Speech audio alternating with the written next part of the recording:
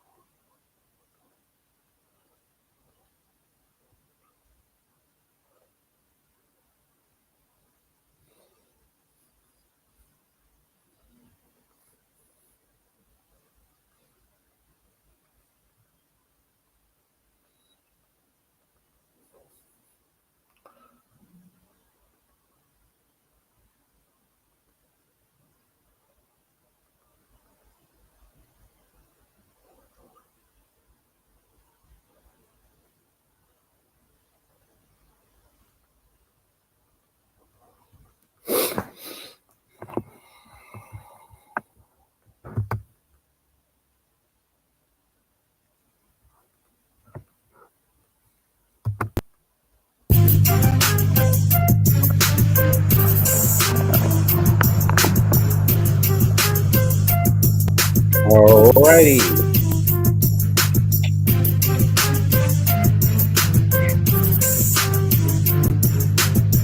All right, folks.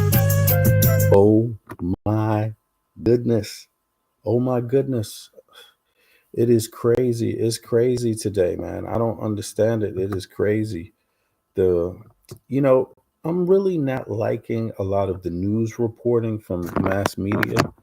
Um, there seems to be a some kind of symbiotic thing that's going on between poor journalism and from corporate media and and po- people playing politics about things that should be normal and understood. You know, and it seems to be really really weird. But I thought on the topic of Trump talking about he wants to take over Denmark, offering to buy, Greenland from Denmark, and these kind of things, how preposterous that is. And then, saying that he wants to do military rule. And I wanted to just bring some things to the surface for people that may not totally be aware and completely aware about it. And that's some facts about the country that's called Denmark, but also the territory that is called Greenland, right?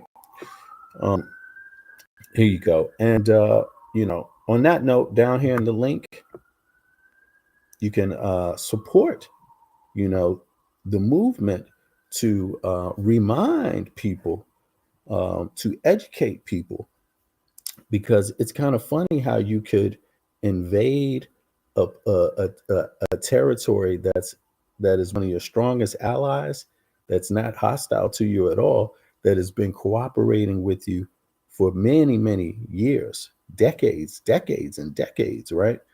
um, and then for a president elect to just throw out that idea so casually. So Americans need to know, what are the benefits that Greenland people have and also Danish people have, because they're essentially the same, because Greenland is a territory of Denmark, right? Um, for a lot of people that don't know, Nordic people came to Greenland, what, almost 1,000 years ago, right? So they've been living there for quite some time. Many are multi ethnic. There's a lot of mixed families there. There's a lot of Inuit, native people. There's Nordic people, and then there's the children that they produced, and so there's a population of Norse and native people. It's kind of funny to say that because 1,000 years is a long time, you know. So to think that someone's not really from there, that's a long time. That's a lot longer than Trump has been in the Americas. That's a lot longer than a lot of these right wing extreme MAGA pundits have been in America, right? And to hear them speaking so violently and also ignorantly, but also what's more amazing is that the people that support Trump, how how they've been totally backstabbed by what Trump promised them before the election, and then just shortly after the election is over, then he totally changes things. So let's have an education moment and see what we can now. Let me go over to Chat GDP, right? So we could pull up some of this stuff, and people can get some information. And you're welcome to research on your own, but these are some of the facts, and right, that you might want to be aware of, because it seems to be things that a lot of MAGA states, red states, really don't have. It's really, I mean, if you live in a MAGA state, do you get paid to go to higher learning? Do you get paid to go to university? Do you get paid to go to technical school? Um, I mean, those are good questions to ask. And those are things that it's about. Like, if you come from a red state and you supported Trump, do you get paid to go to higher learning, to university, to tech school, trade school? Do you have universal health care, right? Um, do you have access to affordable housing, right? Because these are things that are staples in Greenlandic society and Danish society. Yes, it's a kingdom, it's pretty wealthy per capita per person, right? And the benefits also, are very strong. What you get for your taxes. Now, you might pay 1-2% more, depending, the average person, um, depending on, do you have kids, or these kind of factors, or are you, just they have some things built into the tax system that get very specific. So to make sure all, many different groups of people can fit within it in a fair way, right? But the reality of it is that a lot of Americans, most Americans in major cities, they pay pretty much the same in taxes. And even if you factor in that they pay 1-2% more, I'm talking about the average. I'm not talking about above $80,000 a year. I'm talking about under that, right? Um, People in this kind of tax bracket, in this area, um, they might pay 1% more than what you might pay in a major city, but they get paid to go to school. That's part of the tax plan. They get universal health care. That's part of the tax plan. They get five weeks vacation from work, paid vacation from work, you know, every year. Um, when they have a child welcomed into their family, they get a year paid leave, man and woman. And there's another thing to think about here. You know, both of them at times have had female leaders, not just male leaders, right? Not just males leading, but also women leading the nations. And actually, it hasn't really changed. It's not like you see a change in the gender. No, they're pretty um, strong about their values, and regardless of their gender, their values are very strong. And a lot of people are not aware of that because I don't know. A lot of Americans aren't aware of that because a lot of times Americans become isolated because of how the politicians talk down to them, particularly MAGA. they become very isolationist and miss the big picture. Just like they've missed the big picture when they voted Trump in and thought that he was going to kick out all the immigrants. Then you find out his billionaire friends actually were totally opposed to that, that they want to bring in more immigrants to work in the tech field, and they want to pay them, they say, because they can pay them cheaper, right? So these are things for fellow American MAGAs to think about. Like, are you being betrayed? Are you being fooled out of something basic that a lot of people in the Western world already have, except that while you're the ones advocating to not have health care, to not have educate access to education, to not have access to fair housing, to not have access to a fair to a safe work environment, to, there's a lot of things that go along with that you voted against over, a single voter thing, like immigrants. And it seems to me like you've been taken advantage of. You've been hoodwinked, bamboozled, right? Because of what the people you voted for did not want you to know. So let's just go over this briefly. I got to run soon. Yeah. So let me see if we can get this going here. Yes. Just for folks that want to know, you know. Um, here we go. Let's see here.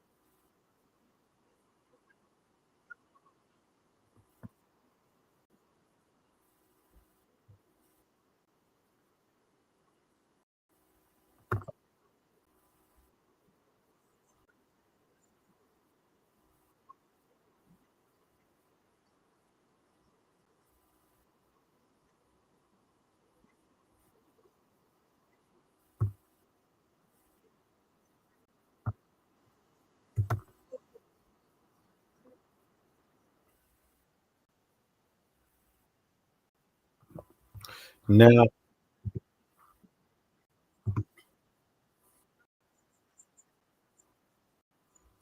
now, most people know that when you can now that was Denmark compared to Greenland, and of course the population is smaller in Denmark than Greenland. Some maybe parts of it, communities are a little more spread out, because the infrastructure is not huge. A lot of it is, is virgin, you could say, right? Um, but when you compare the U.S. now, right, to Denmark, um, and you really should, right? And you should also compare Greenland to the US. You will find that in the US, although when you hear the comparison from Denmark to Greenland about the social benefits, right? Um, Greenland is pretty isolated. There's not a lot of industry, and if there was the possibility for lots of industry, it would pretty much already be there. But because of its location and its population size, that has a lot to do with the difference, right? Now, so it's not really, you may not be, you may get a little fooled when you try to compare it to Denmark. But even so, if you compare Denmark to the United States, Denmark has a lot less homelessness, a lot less. People get a lot more access to treatment, help. These kind of things. The minimum wage is $20 an hour, and in Republican states, largely, it's between $7 and $10 an hour, right? In blue states and Democratic states, it's like between $10 and $20 an hour, or something like 15, 7, no, $17 an hour. So the blue states have a lot more industry. They seem to manage themselves and be able to create opportunities for industry, whereas the red states, the governance doesn't seem to be able to create industry where it does that. So you have a lot of poverty. Now, it should be interesting to compare poverty, poverty in the United States to Greenland. And if you do that, you will see that the poverty in the United States is far greater, and by mass should be seen as far more problematic to the United States people, right? Because the mass of the poverty, the mass of the homelessness, right? Americans should want to do something about that, because when you have all that poverty and you have all that homelessness, right? And you have other things, natural disasters, all of these things going on, um, it seems kind of weird for the United States or a person like Trump to threaten a place like Greenland that hasn't threatened them, that cooperates with them, but manages themselves better than the red states do, right?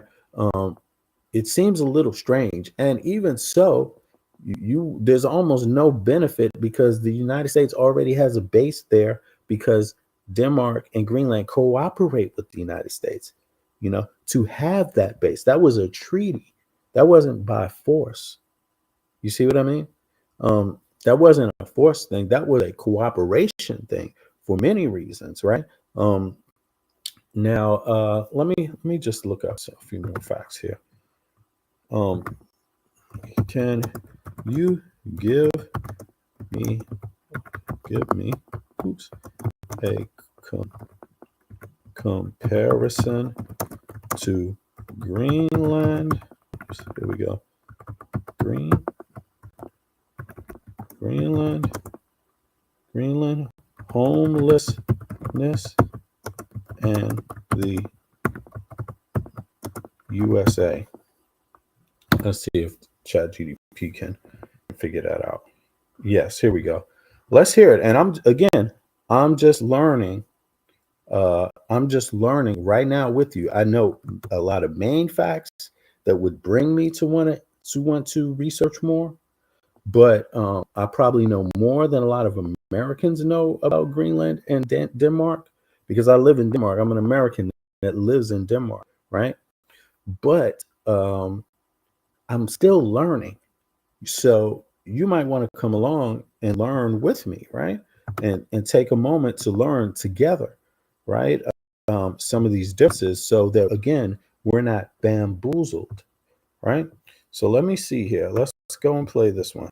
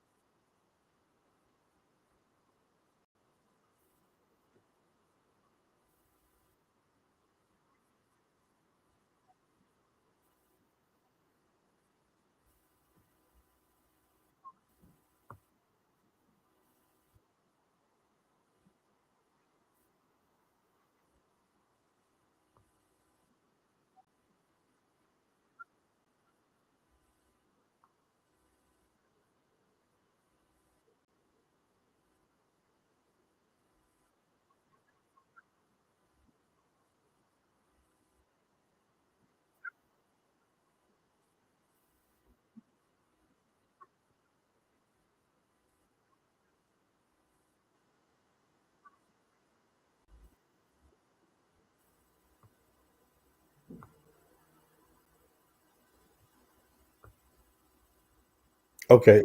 Yeah.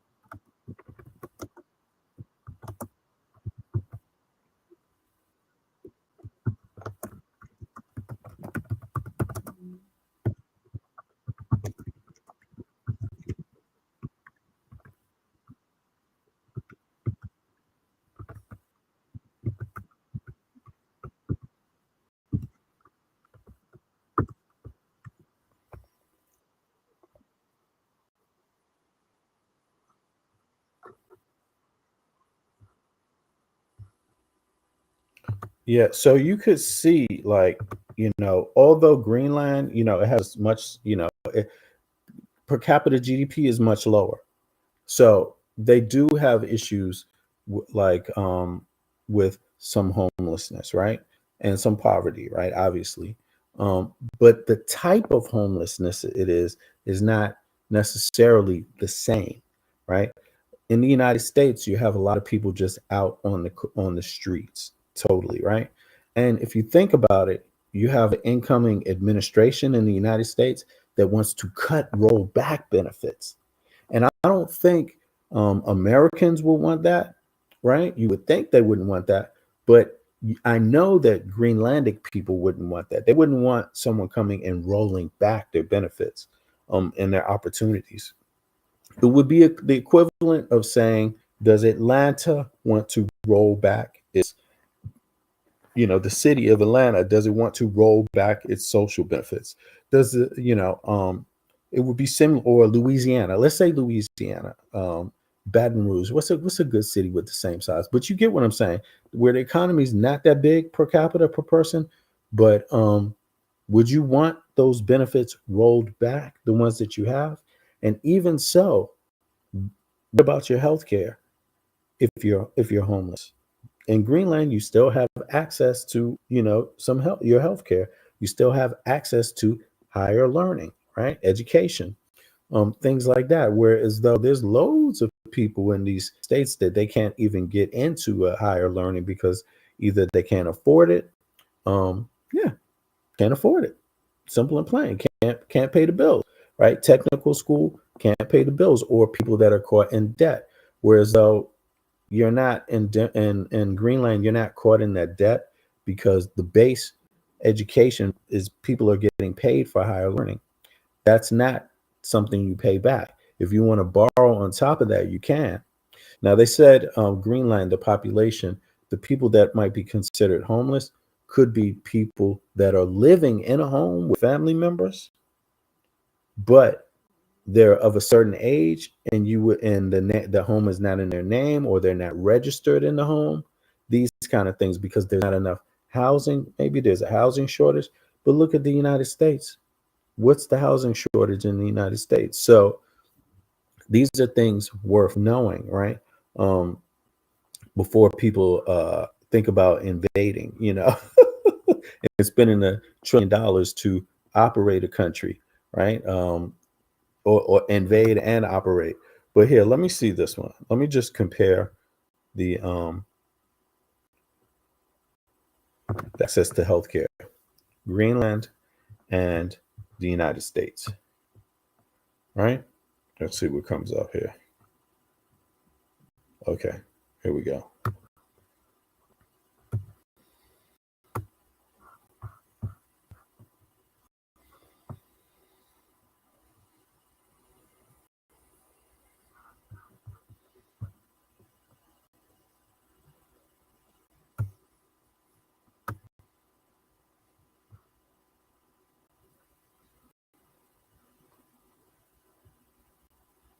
The information is still coming up here. Wow, damn, this is a lot of info.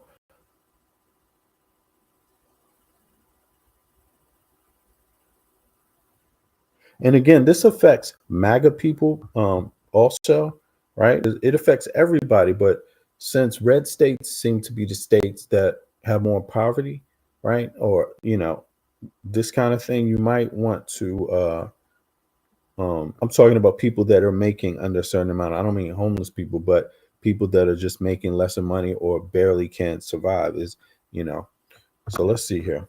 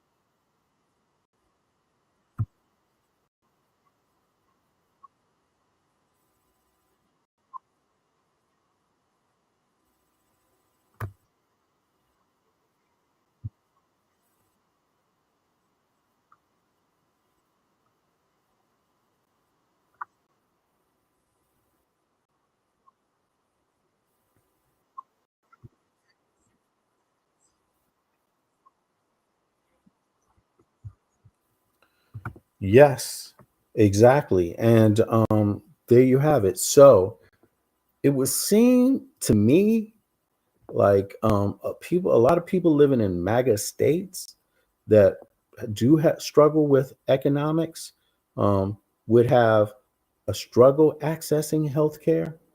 Not they're not the only ones, but it would seem to me the less money, since it's not covered by the insurance, all of it, and since insurance costs money, right? It would seem to me like a lot of MAGA folk would wonder, damn, why do they have access to these things and I have basic problems and I'm going to die just because I can't get access to a real what do they call it? When you go in and get evaluated by the doctor to find out what your ailment really is.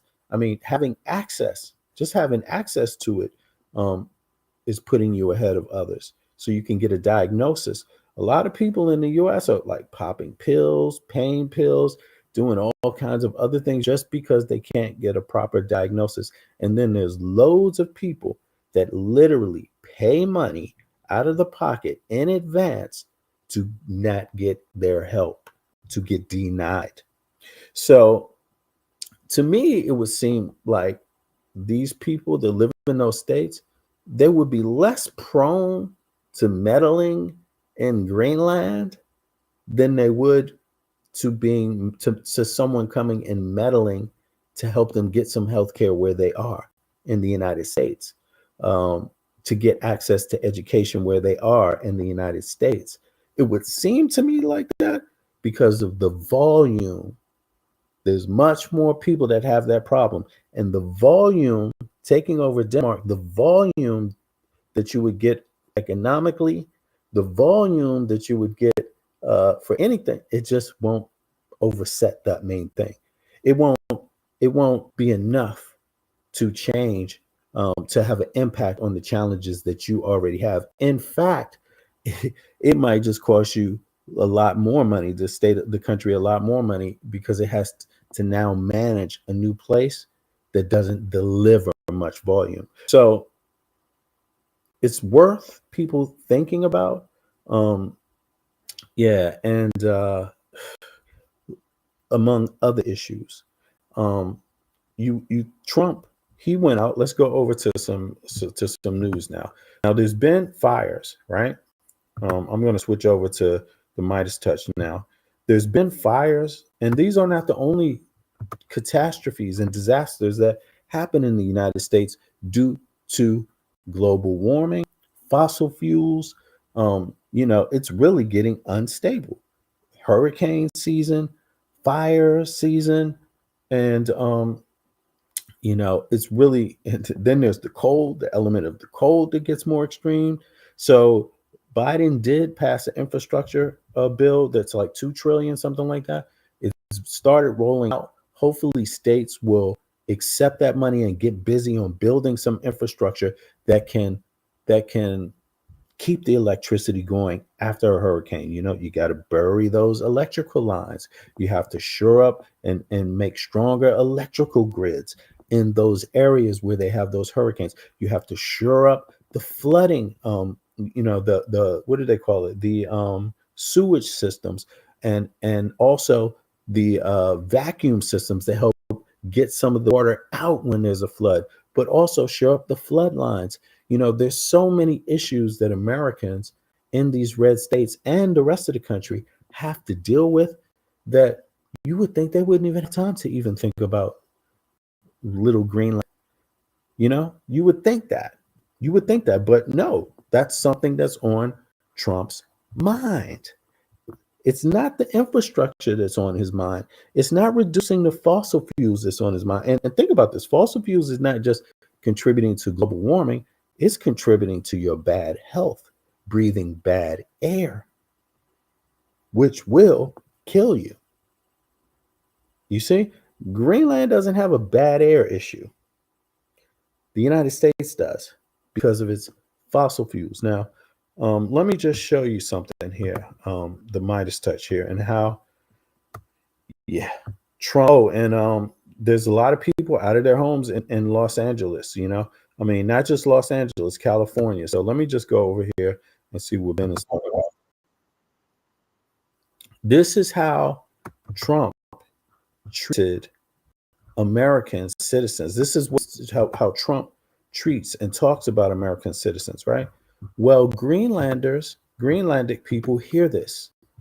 And if you want to do a sales pitch to Greenland, because after all, it's their word that counts.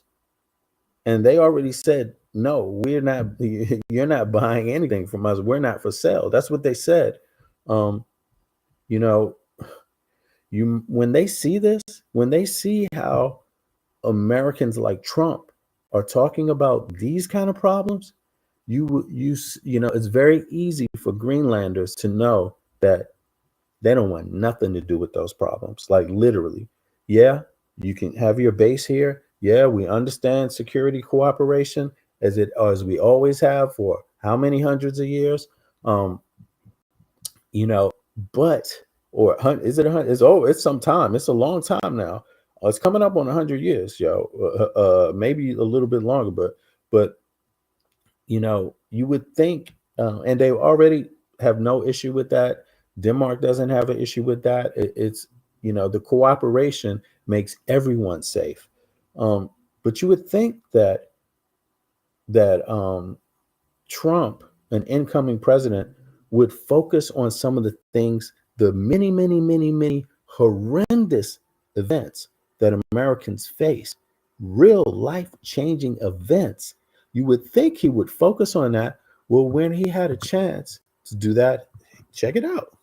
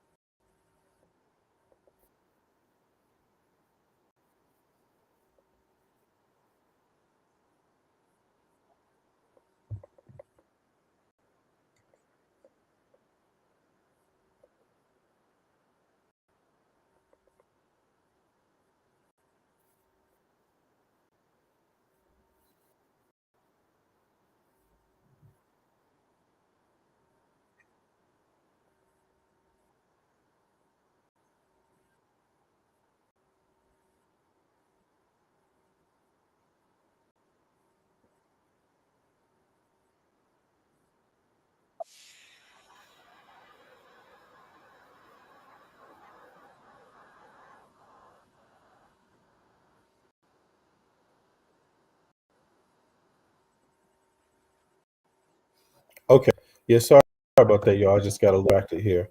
Um, wait, let me just let this play a little bit. Yeah. So you heard how Trump was really speaking violently towards Gavin Newsom and the residents, the citizens, and including the Republican citizens.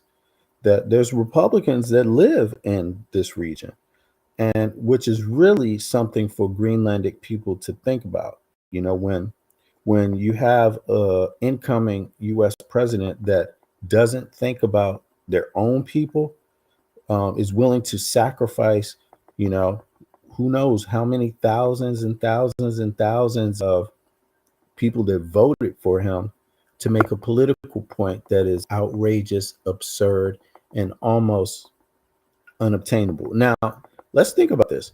Let's say for some reason Trump does try to give the military an illegal order, because that would be an illegal order to invade or take control of Greenland, not just on an international scale, not just regarding international law, but even the United States' own national laws uh, prohibit that. You know, the law in the United States says that it has to be an aggressor, right? That's what the key element there is. And Greenland here is not the aggressor. The aggressor is Donald Trump as the incoming president. It is not the United States saying this. It's Donald Trump right now, because he's not even the president. He's not governing. So he can't speak for the US right now. He can do nothing officially right now. He has zero say right now in what the government or military does right now, or any other apparatus of the state. Um, yeah, it would be an illegal order. It's likely to create a lot of problems within the military. But the last time Trump was president, he he actually did try to give some illegal orders, and they didn't follow them. You know, and Trump was very upset about that. He talked about that a lot. And so, of course, he's trying to maneuver around that now. But, you know, how do you maneuver around it when you need to first change the law? So, Congress has a lot to do with this, with how things are going to turn out. Um, Voters should pay attention to that. If their delegates, uh, you know, have practiced any wisdom, right? Or if their delegates follow the campaign talking points, which was get rid of immigrants and stay out of other people's affairs. Let's see if Republicans can do that. Although I think they will, there's always a small chance when you put this rhetoric out there that something could just kind of, you know, spark off. But overall, it just seems like something so ridiculous, you know. But other states are communicating. Countries are looking at the U.S., looking at Donald Trump. They're not laughing, but they are paying close attention, because they're asking, okay, what is it about Donald Trump that makes him so adamant about, and also so volatile, like saying one thing one moment, saying something that completely contradicts, doing something one moment, doing another thing that completely contradicts it. So people are beginning in around the world, but also NATO, really listening. They're beginning to think that there's something else to Trump's problems, you know, to Trump's behavior and being so erratic. And they're wondering, why is it that he's having difficulty staying on point, staying on, you know, his script, staying on his ideas, keeping a clear message, you know. And some people might say that it's mental illness. Some people might say that it's age. And then there's other people that say that maybe Russia and China and a lot of the people that are around him have secrets on him, to where he's just bending down. Remember, A few weeks ago, if you follow the news, um, Trump was making, was approaching Putin, trying to, say nice things to Putin, and talking about, I'll get this deal done on day one. And Putin was doing the opposite. Putin was saying, we never said anything about that. No, no, no. Putin was operating from a point of strength with Trump. But when you hear the dialogue with Biden and Putin, and Biden is operating from a point of strength, and Putin, it's the exact opposite with Putin. You see, so Putin almost seems more willing to dialogue with Biden because of the power, and less willing to dialogue with Trump. And Trump says that Putin's his friend.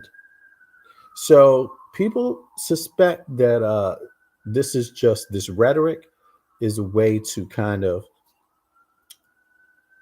put NATO on an edge a little bit, like a question mark, like make them double think. But yeah, there's people that think that this is a favor to Putin, that this was something promised to Putin, just to put the disinformation out there, to put the words in the air. And sometimes words are more powerful than actions, right? And especially if you don't have any action yourself. You see what I mean?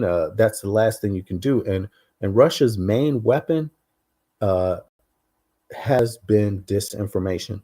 If you look at the social medias today, you hear a lot of Cold War rhetoric. You hear also a lot of the same rhetoric between foreign groups and MAGA groups. Same rhetoric, it seems to always line up this way.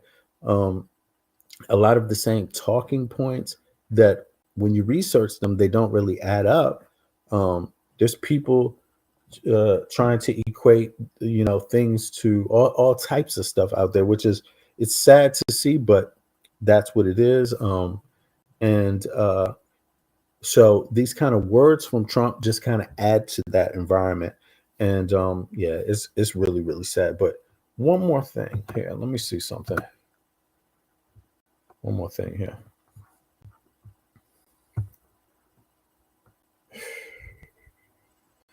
Yeah. People have 2 years essentially of Trump's talking before Congress might see some opposition. That is, if people get tired of Trump. And it looks like people will, because they're starting to find out there's no real plan. There's no real plan. There's it's been almost nothing that Trump ran on is he speaking about now. He's almost dumped the rhetoric from his election, and yeah, and that's it. Now he's got a new strategy apparently, and I think Americans are, a nation. Oh, here's one thing I wanted to say. I'm sorry. The voting in the U.S. American citizens could have universal health care, being the wealthiest country on earth, um, for the wealthiest industrialized nation. They could have universal health care if they voted for it. But a large percentage of Americans do not vote, unfortunately. And that's what I wanted to look at. So let's see. What can you compare? Okay, can you compare the voting populations in Denmark, USA, and Greenland? Because Greenland is autonomous, so they actually vote, right? And this is, I think, the tale of the story here.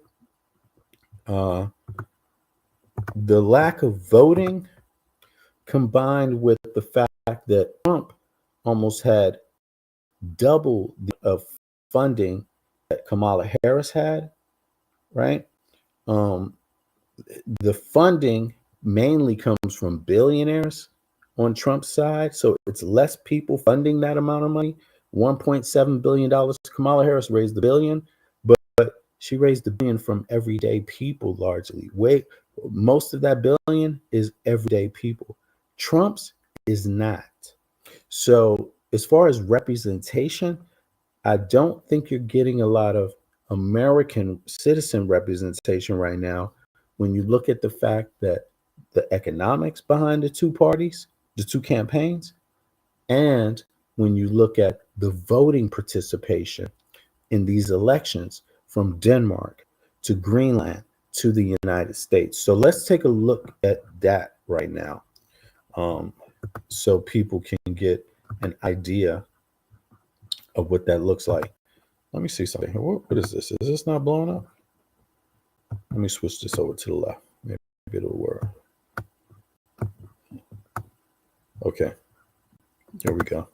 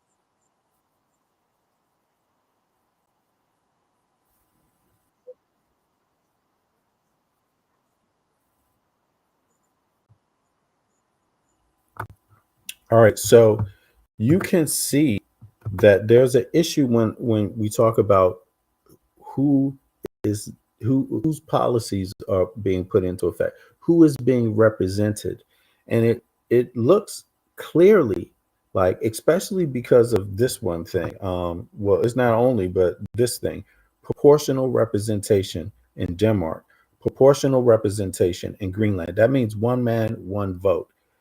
The United States has first past the post electoral college. That's not one man, one vote. So that's not, you're getting less people represented in that to start with. At the same time, you have lower voter turnout. So you have to wonder why American people would want to do things that way, because it seems like it's working out very well for the wealthy and not so good for the unwealthy. So that's something for Americans to think about when you hear um, just a lunatic screaming about, to the world, yelling to the world things. Um, you have to think about the details behind it. And so it seems like Trump is yelling for the billionaires and not yelling for the healthcare. He's not yelling for the education, access to fairer education, higher learning. He's not yelling for childcare. He's not yelling. He's not even yelling for one man, one vote. You don't want one man, one vote. Why would Trump want that? Think about that. He doesn't want you to have, he doesn't want it to be proportional. One man, one vote.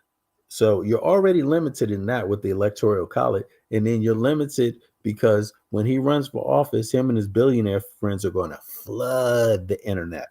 They're going to flood the television because they have more money to use. They don't have $1 per person to use. No, no, no. He's got $1 billion to your $2. They have $1 billion to your $1. So right now, this is not really the United States talking when you hear Donald Trump. It's not really even the United States talking when you hear the Republican Party right now. What you're hearing is something else. You're hearing a lot of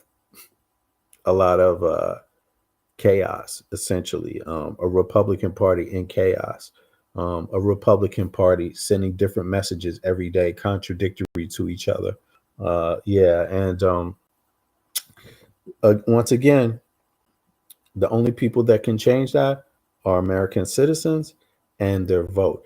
But you shouldn't expect other people to go along with it so easily. And I'm pretty sure that there's a lot of good people in America that are going to do everything possible to resist a violent party committing violent acts. It doesn't have to be a gun all the time. It can be systemic violence. It can be psychological violence, mental violence, and it seems like there's a lot of violence going on. So there's loads of people that don't want that, don't need that. When you add that extra element of craziness on top of just normal problems of these days, it just makes it that much harder for people to really get to deal with something that really is helpful to people. So on that note, y'all, I'm out. I appreciate everybody. I'll be back later. Think about it. By the way, let me show you this one more time. Hopefully people will take a look at this. Here we go. You can get your Make United States of Greenland hoodie, and I think there's a t-shirt there too. You can get that here, and the link is in this chat. The link is in the description. And if you want healthcare, if you want access to higher education, if you think everybody should have access to higher education for free, you can support it by sending the message along. All right. I appreciate y'all once again.